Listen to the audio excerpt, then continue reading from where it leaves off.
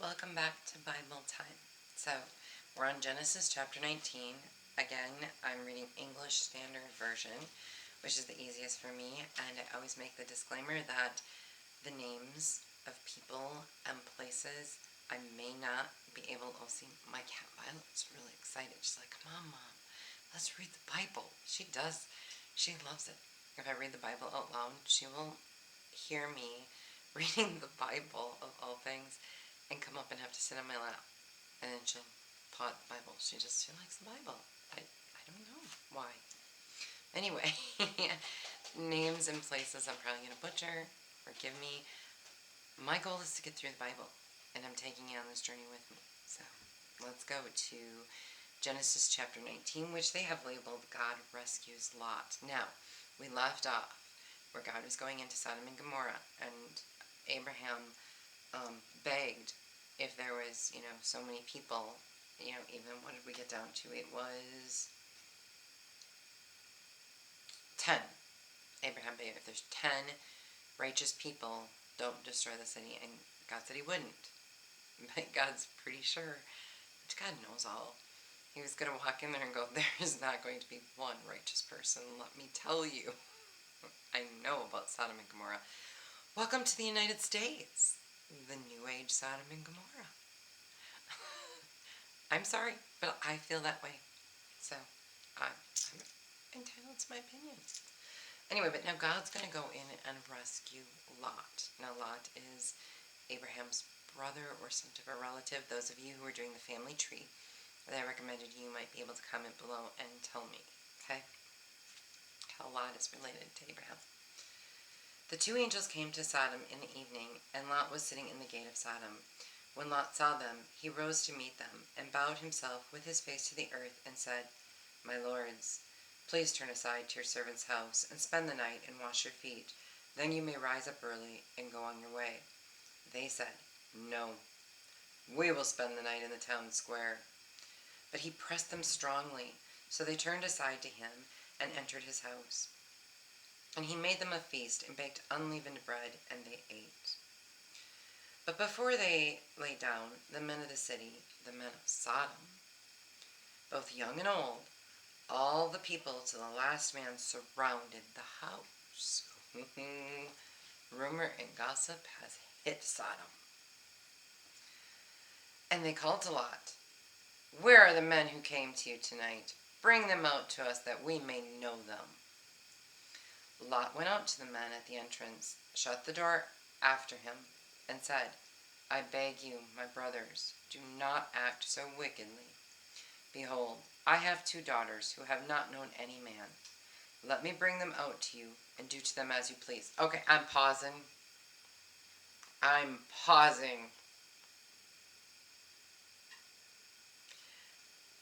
have 2 daughters that are virgins. Here, do whatever you want to them. What father does that? Okay, if your father's a pimp or in the sex trade, I guess. Beginning of time? We're in Genesis. Okay. We need to keep going to see if God has anything to say about this. But right now, Lot's not exactly on my top 10 favorites list. Okay? I'm sorry.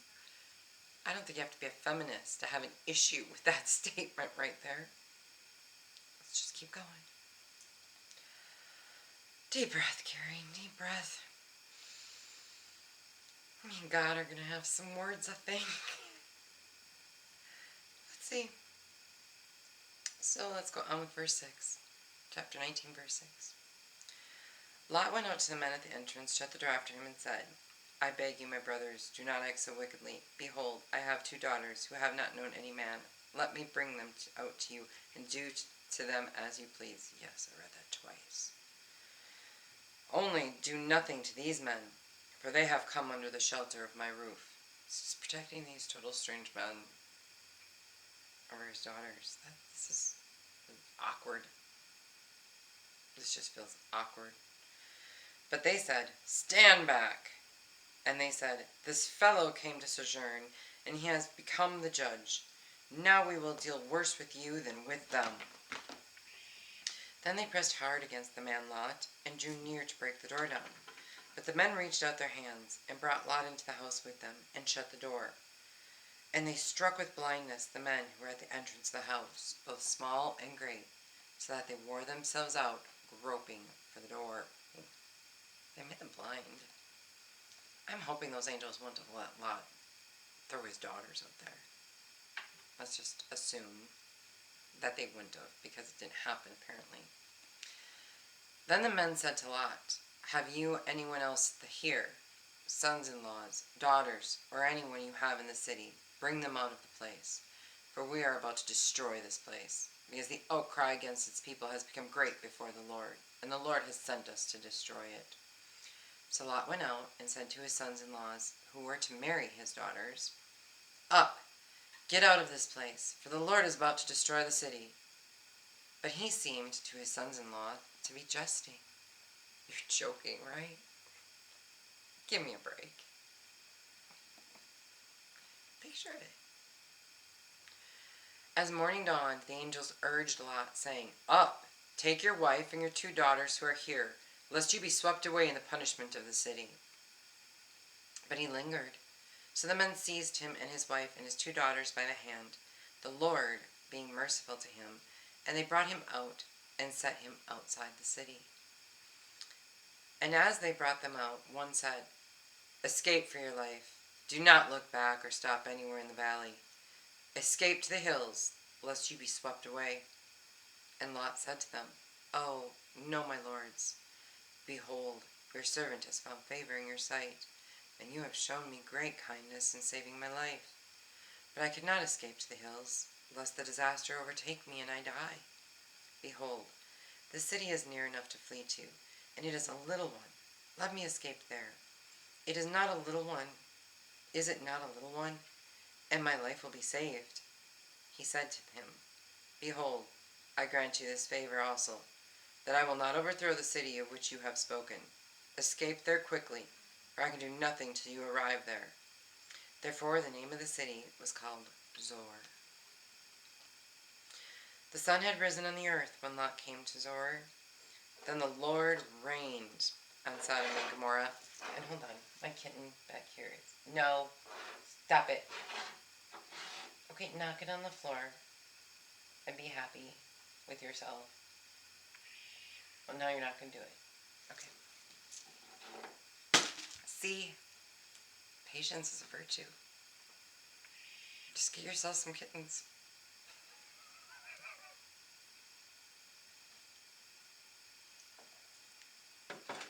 There goes something else. No. Okay, I've got to get up. This is a big rock. Hold on. No. Stop. Get down. You are being very naughty. Oh my goodness. Okay, I'm back. The good Lord's at work. I don't know, but we're going to get through the Bible. This goes to show anyone can read the Bible, distractions, and all. We just don't quit. So, though the devil has decided to distract us, we shall move on. Patience. You should just look at his little head poking in the corner.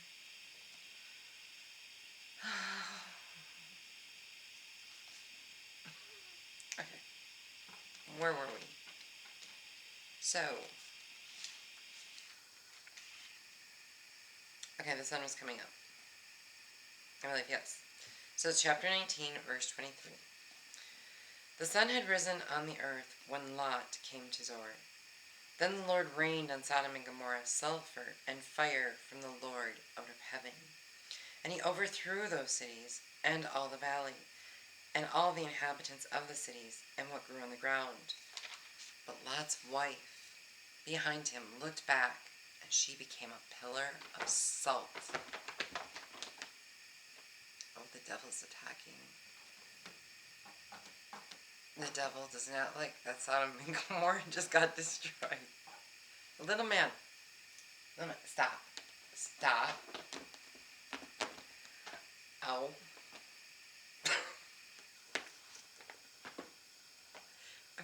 I'm gonna name him Satan. No. What are you doing? Stop it.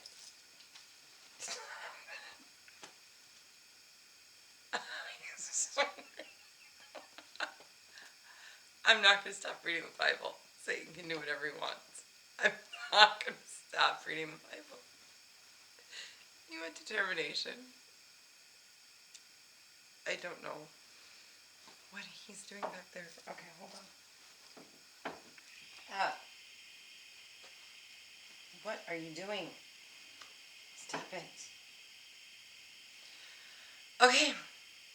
I'm trapping him back there. Just for a few seconds, okay? Nobody think ill of me. Let's keep going. We're not going to turn back. We're not going to turn into a pillar of salt. We're not going to be Lot's wife. We shall have faith and move forward. Chapter 19, verse 27. Scratch me with his claws. And Abraham went early in the morning to the place where he had stood before the Lord. And he looked down toward Sodom and Gomorrah, and toward all the land of the valley. And he looked up, and behold, the smoke of the land went up like the smoke of a furnace. So it was that, when God destroyed the cities of the valley, God remembered Abraham, and sent Lot out of the midst of the overthrow, when he overthrew the cities in which Lot had lived. Now Lot went up out of Zoar, and lived in the hills with his 2 daughters, for he was afraid to live in Zoar. So he lived in a cave with his 2 daughters. And the firstborn said to the younger, Our father is old, and there is not a man on earth to come in to us after the manner of all the earth. Come, let us make our father drink wine, and we will lie with him, that we may preserve offspring from our father. Wow. I'm sorry, every once in a while, when I read something that just doesn't fit with modern day morals, I have to pause for a moment. I think he's inched his way out of there, so nobody fear. He's a very resourceful kitten.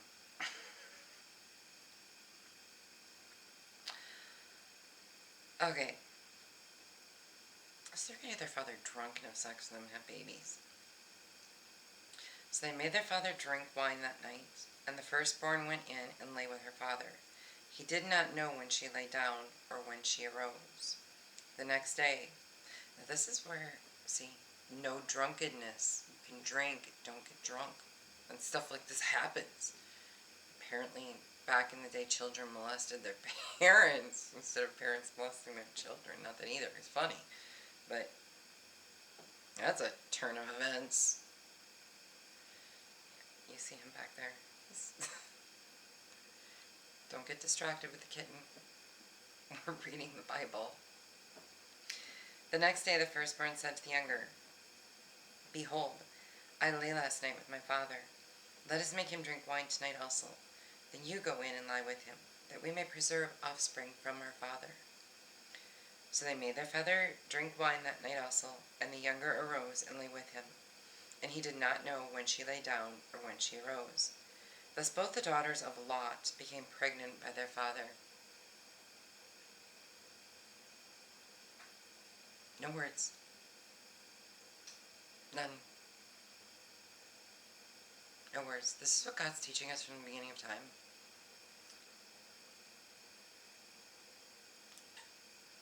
Wow. What does the rest of this book hold? Yeah, I've read parts of it. I don't recall this.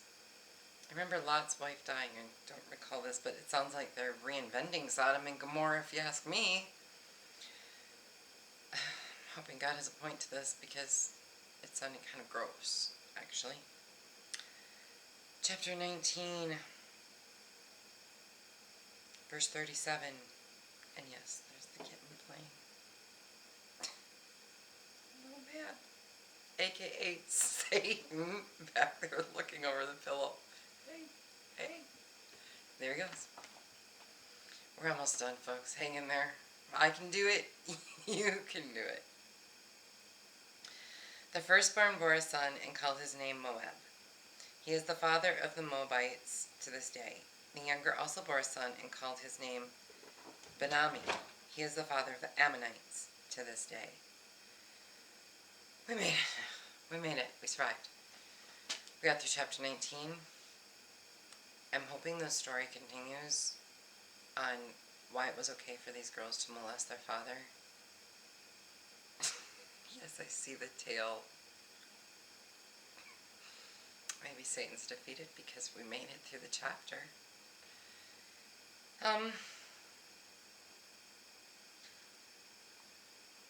Yeah. Some of this perplexes me. I'm hoping. And keep in mind, this is Old Testament. When we get to the New Testament, I'm hoping there's a whole change in life and rules and regulations, because children should not be molesting their parents and parents should not be molesting their children in my book. And again, this comes where I'm starting to begin to think I have stricter rules and ethics than even God. So, I'm not sure how to feel about it. But let me know in the comments your thoughts and feelings if you're a theology expert and has studied it and you can give me more insight. I'd be more than happy to hear it. I hope you enjoyed the entertainment of the kitten. Despite it all, I am laughing inside. Not even upset with him. That was just cute. Alright. Love you. Bye.